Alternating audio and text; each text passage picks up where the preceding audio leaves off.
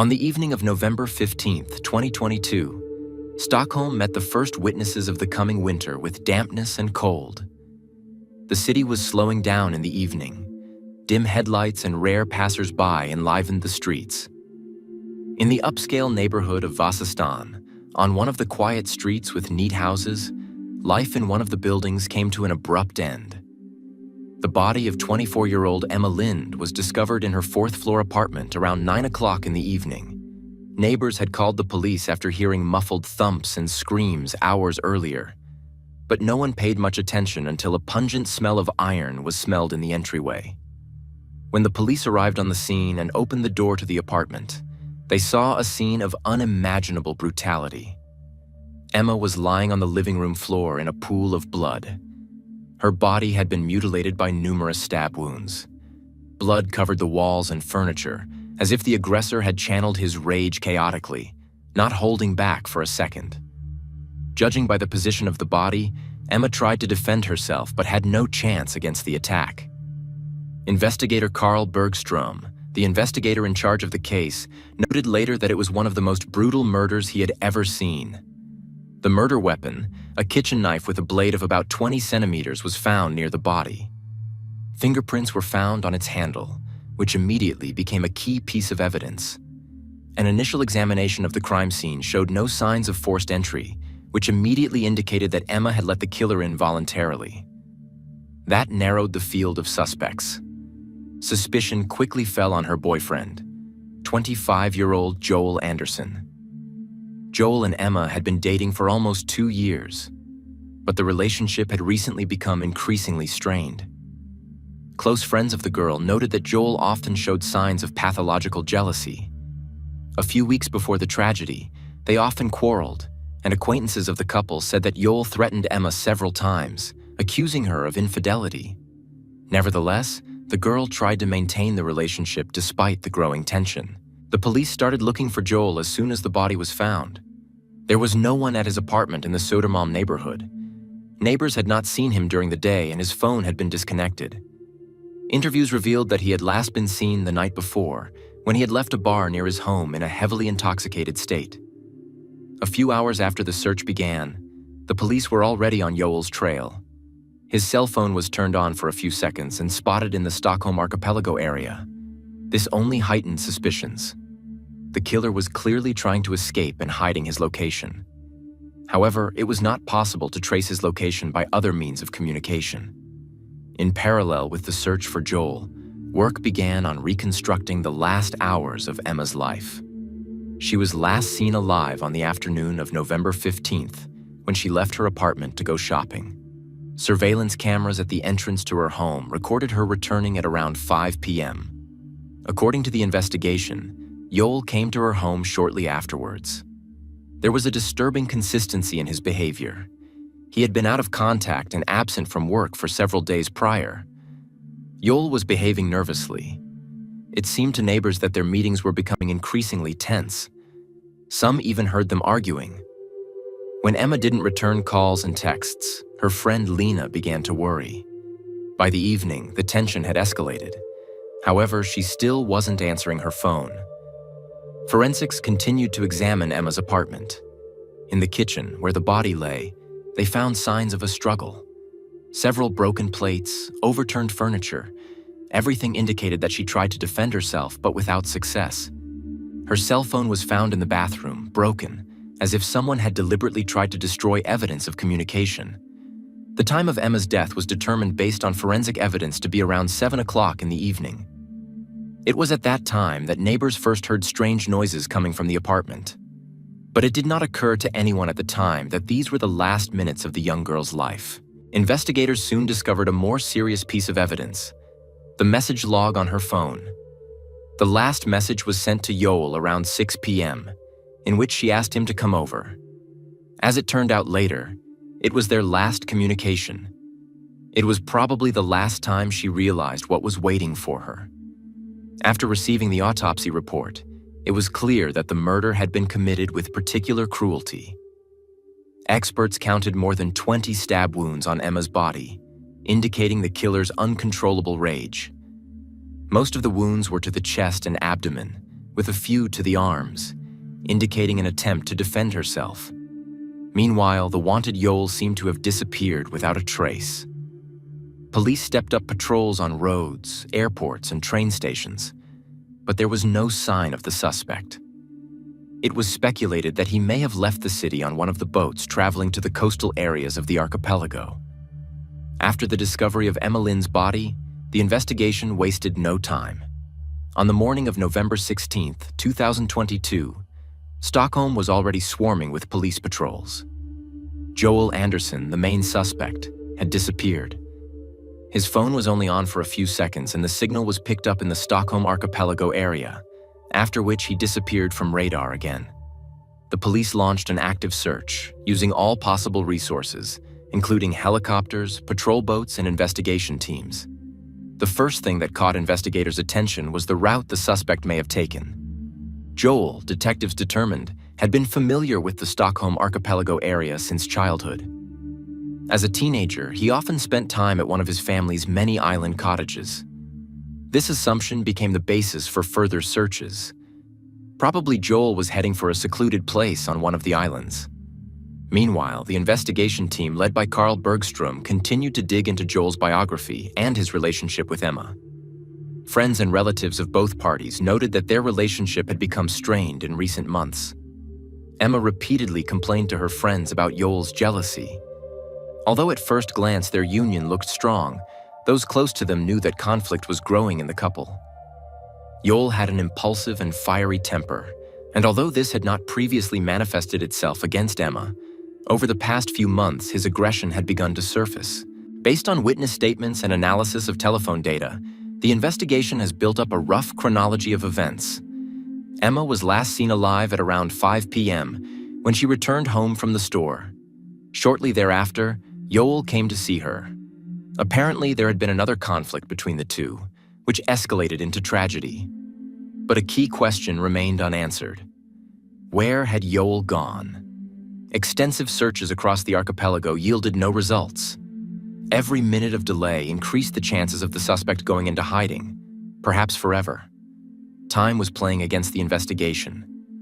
Further investigations revealed another interesting detail. Surveillance cameras in the parking lot outside Joel's home recorded his car leaving late in the evening of November 15th. The car was heading south of Stockholm, towards the coastal village of Nynäshamn. It was an important discovery. The road to Nynäshamn led to one of the main crossings into the archipelago, which supported the theory that this was where Joel had fled. But the car itself was found abandoned on one of the empty docks. There were no signs of violence, suggesting that Joel had most likely moved to a boat. Police stepped up patrols of the coastal waters. Rescue boats and helicopters searched all the sparsely populated islands, but the search was still inconclusive. However, Bergstrom's team knew that Joel was one step ahead, but he was acting without a plan. His actions were chaotic and indicative of an attempt to escape by any means necessary. This only increased the investigators' confidence that he had to be caught as soon as possible. At this point, the investigation team decided to analyze details from Joel's past that could shed light on his possible hiding places. As it turned out, in his youth, he had often visited his family's summer house on the island of Svartsö, one of the larger but sparsely populated islands in the archipelago. This island could have been his hideout, given his knowledge of the terrain and the possibility of hiding from patrols. The operatives immediately dispatched a special forces team to the island. Several abandoned structures were found on Svartsö, including an old barn that Joel had used in his youth. But he was not found there. However, in one of the sheds, investigators found traces of a recent stay, remnants of food and clothing. This confirmed that Joel had indeed been here, but had already fled. The flight was becoming more and more obvious. Meanwhile, the detectives continued to work in parallel on the motives for the crime. Joel, according to his friends and co-workers, was a withdrawn man and not inclined to share his feelings. His jealousy towards Emma was latent, but grew gradually. At some point, he became obsessed with thoughts of her possible infidelity. Even simple conversations with colleagues at work aroused his suspicions, and he increasingly expressed his displeasure with her. This tension, as those close to him noted, turned into a real paranoia. After several days of fruitless searches, the investigators decided to turn the operation in a different direction. At that point, Yol still had connections with people on the mainland, including several longtime friends. The police began actively following up on their contacts and connections to see if any of them could help the suspect hide. However, this yielded no tangible results. None of his entourage knew where he was or were carefully hiding it. At the same time, it was decided to tighten control over Yol's financial transactions. But even here, his actions were well thought out. Since his disappearance, he had not withdrawn any money from his accounts, had not used bank cards, and had not left any traces on the surveillance cameras. This was another indication that he was ready to escape and planned to hide for a long time. A police agent specializing in digital footprints put forward a theory that Yol could have used a boat or a boat rented on the black market to hide among the many islands. This meant that searching for him in densely populated or inhabited areas might have been futile. He was likely to have taken refuge in inaccessible areas of the archipelago. Meanwhile, on the mainland, the investigation continued, and more details were added to the picture. The criminal psychology experts who had been brought into the case concluded that Yol had most likely acted under the influence of strong emotions and felt cornered. His paranoia and jealousy had reached a boiling point, leading to a decision he could not think through rationally. However, one thing remained unsaid. What exactly was the final straw that drove him to murder? A close examination of Emma and Yol's correspondence revealed that a few days before the tragedy, they had quarreled about Emma's meeting with her former colleague, which only increased Yol's jealousy. In a final message sent hours before her death, Emma tried to reassure him that nothing had happened between them, but that message never received a reply. With each passing day, the search for Yol became more and more tense.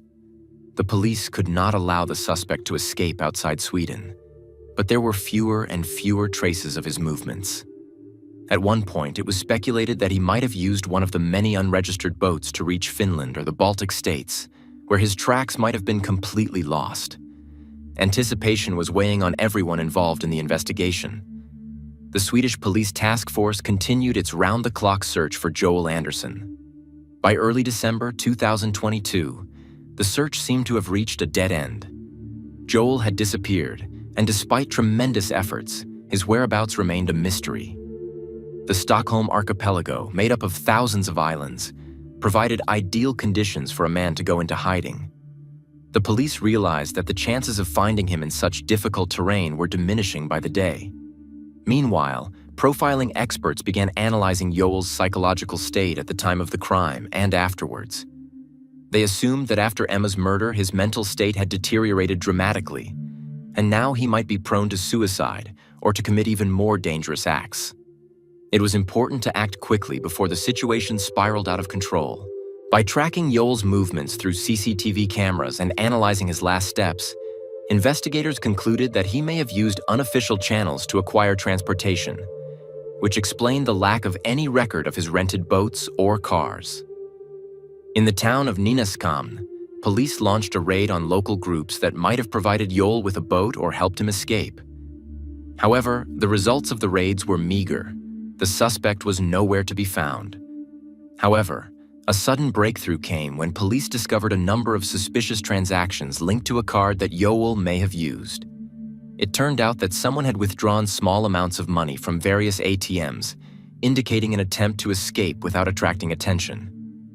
The transactions were made in several small villages south of Stockholm, along the coastline, which confirmed investigators' hunch. Joel was traveling south, trying to use as few digital footprints as possible. Police immediately began checking every locality associated with these transactions. Requests were sent out to install surveillance cameras in nearby neighborhoods, as well as to check all vehicles leaving the area. However, the suspect remained cautious as before and did not leave any obvious leads. In parallel, the investigation continued to delve into Joel's personal life. Friends and colleagues with whom he had been in contact before the tragedy gave different accounts. Some claimed that he had been out of sorts recently, his anxiety and suspicions heightened by what he believed to be Emma's infidelity. According to his friends, Joel was consumed with thoughts that Emma was seeing someone else. This became an obsession that developed over the final months of their relationship. One of the most important findings was a letter that investigators found in Joel's apartment. In it, he detailed his feelings about the affair, which he was convinced of despite the lack of real evidence. The letter did not contain direct threats, but demonstrated the depth of his emotional crisis and obsessive jealousy. This document became a key piece of evidence in a case that was now unfolding towards premeditated murder motivated by jealousy. Meanwhile, the investigation focused its efforts on finding specific witnesses who may have seen Joel in the south of the country. In the village of Torjo, near the site of the latest transaction, a local fisherman reported to the police a man who seemed suspicious. From his description, the man looked like Joel, tall, with blonde hair and an obviously nervous demeanor. The fisherman had seen him a few days earlier when he approached him about the possibility of renting a boat. However, the conversation had not aroused his suspicions at the time, and he had not gone into details. Joel did not rent the boat and disappeared from the marina. This information led the police to conclude that Joel was trying to find a way to leave the country by sea. He may have intended to cross the Baltic Sea and take refuge in Finland or the Baltics, which could have made it more difficult to find him. But the question remained: how was he going to cross such a long distance without noticeable preparations?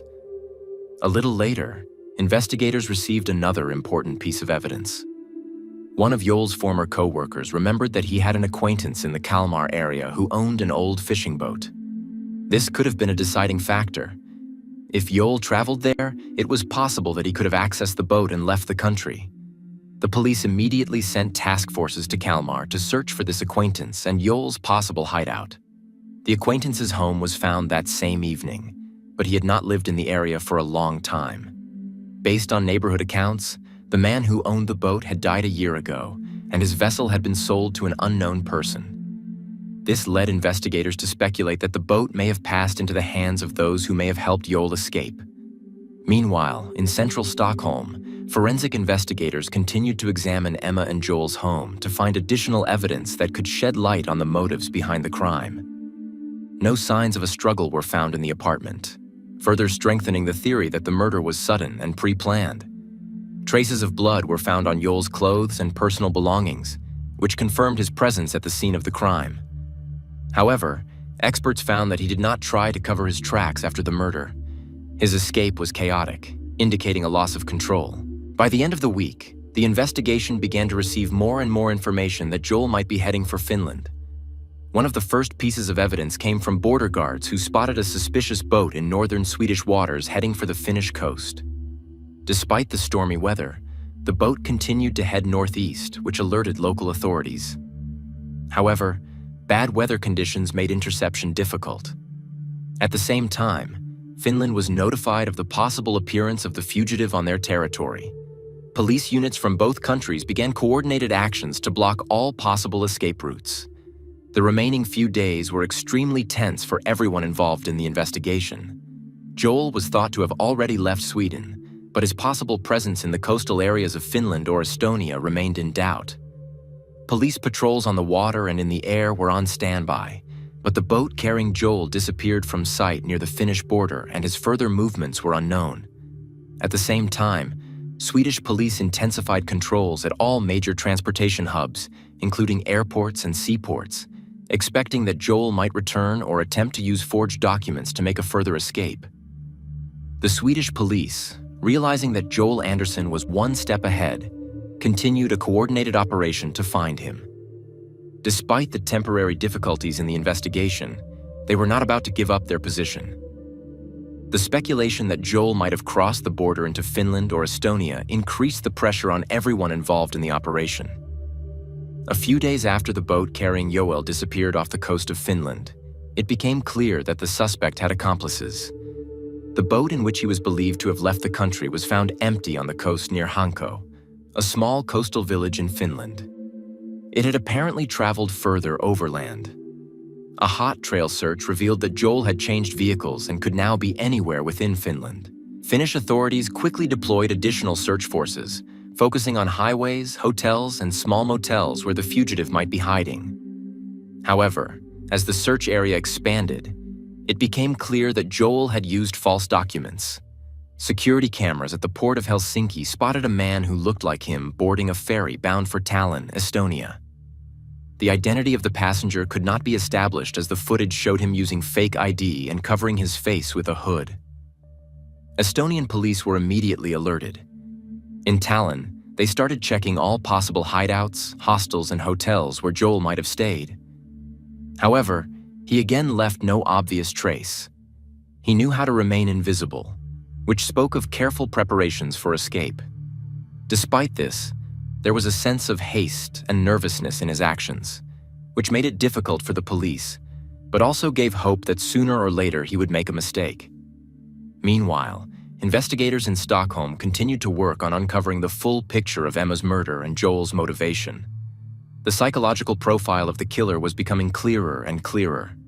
Obsessed with jealousy, Joel was convinced that Emma was cheating on him, although no evidence of this had been found. His unsteadiness and control over Emma only intensified his inner conflicts. Each day, his suspicions grew stronger until they reached a critical point. Investigators found that a few days before the murder, Joel had bought a knife in a store in Stockholm. Surveillance videos confirmed that he had made the purchase in deliberate preparation for what he planned to do. Enough evidence was gathered to claim that the crime had been carefully planned. Joel had been following Emma, researching her social media and constructing imaginary scenarios of her supposed infidelity. It had completely shattered his mental state. More and more evidence suggested that Joel had no intention of stopping at Emma's murder. The letters he wrote and his behavior indicated that he might repeat the crime after his escape if he didn't manage to escape. Despite all the suspense, Joel still managed to avoid capture. But in January 2023, the police received an important piece of information. In the small border town of Narva, on the border between Estonia and Russia, local authorities spotted a man who matched Joel Anderson's description. He was attempting to cross the border into Russia, but was detained at passport control due to suspicious documents. Joel was detained by Estonian border guards and handed over to Swedish authorities. His forged documents turned out to be a crude forgery, and it was only through a thorough check that he was stopped. This was the final proof that Joel was planning to flee to Russia to escape justice. When he was transported back to Sweden, he offered no resistance. After Joel's arrest, a long process of interrogation began. He remained silent, refusing to admit his guilt or discuss details of what had happened.